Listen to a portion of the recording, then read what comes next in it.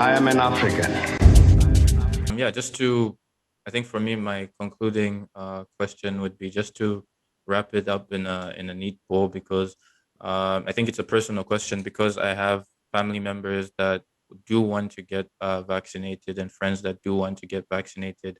What would you tell me as an African youth or person, basically any African person? Um, how can I ensure that I'm taking a real vaccine, and that making sure that the vaccine I'm taking isn't fake? What would you say to me, basically? Both of you can comment on this. Yeah, so just for me, I think from our conversation, even though it sounds quite pessimistic, is that there's no way of us knowing, but to just keep yourself informed. Go on the internet, go at the various vaccine, government websites, obviously, to know which vaccine are being, which vaccine are being used in your country, right? So for instance, for me, I went to get vaccinated yesterday, and I was hoping to get the one shot, the J&J, right, and get it over and done with, but we got the Pfizer. Very often you can't choose, right? So it's just to be aware, to be aware what is happening in your country, to look at, has there been any seizures of fake vaccines? First of all, what is the chances of illicit market in your country, right? That's always gives you an idea, but also just maybe, I don't know, if you can ask the person who's vaccinating you to show you the bottle if it's possible, right? Yeah. I'm not sure. I wish we had this conversation the day before yesterday. So then I could have tried it out, right? Or I could have been told, please get out, or whatever. Don't question my authority. But I think it's a bit difficult. It's a bit difficult, right?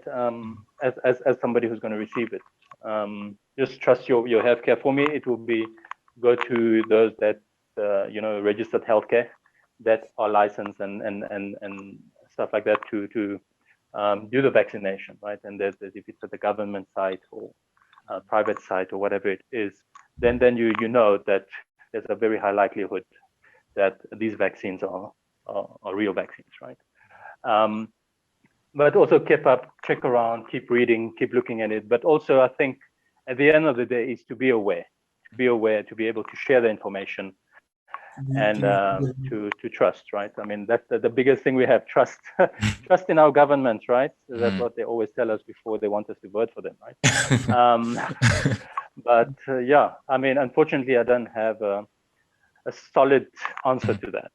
So I would say just be aware, always keep on the lookout, always be aware, and don't choose vaccination sites where that's been what's the term, registered, that because in South Africa, for instance, whichever site you want to go to vaccinated, you go check on the website, and it's usually on the Department of Health, right? They will tell you which sites to go for vaccination, and trust that. Because I know that there are certain countries where especially when we talk about fake pharmaceuticals, we know, hey, I know John or Eric down the road that sells that, so he can give me a shot. That's something that we have to be very aware of. Rather go to those that have been registered, that your government is advising you to go to. And also the other thing that actually come up, it's just not, it's kind of relevant.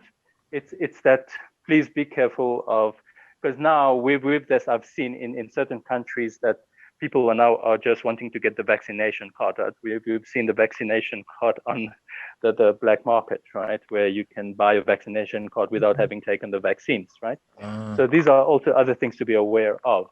I think just keep that at the back of our minds, because for the criminal market, there's a lot of ways to make money, and any which way which they can capitalize on, they will.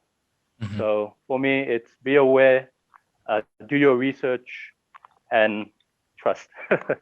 Yeah, that's all from me.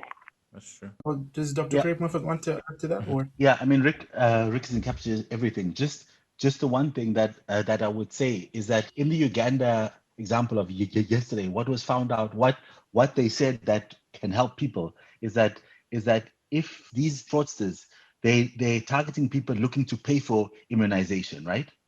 So if you have to pay for it, you have to there should be a red flag in your mind at the moment, because no one is supposed to be charging for it. Mhm. You see, yes, I gave the Zimbabwe example, but that was endorsed by the government. You see, yeah. So if people go to a vaccine site and they have to pay for it, then I'd say, Should be an immediate red flag. exactly, just take precaution there, because as Rick said, I mean, in South Africa we have it on the website. They show you every vaccination site in the country, so there would never be like a pop-up site. And or sorry, maybe I shouldn't say never, because they could be, but it would be announced properly, to be announced by the minister on the website, yes, in comms, in Twitter, on Facebook pages. You see, it wouldn't just appear.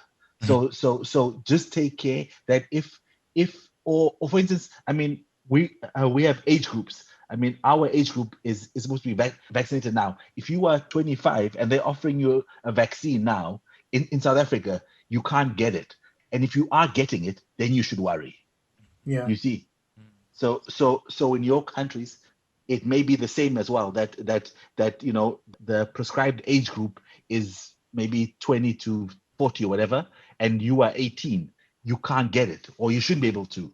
You see, so just take that precaution, and as Rick said, just take care to find out, because there's nothing else than finding out the truth. Otherwise, you might end up like those guys in Uganda that had water, or in India, injected into them, and then they then think that in 2 weeks' time their immunity levels will be stronger, and then they get sick, and it's yeah. Hey guys, if you like that video, don't forget to like, share, and subscribe. If you'd like to hear more of this, check out the full-length podcast on multiple platforms, including Spotify, SoundCloud, and Apple Podcasts. See you guys there.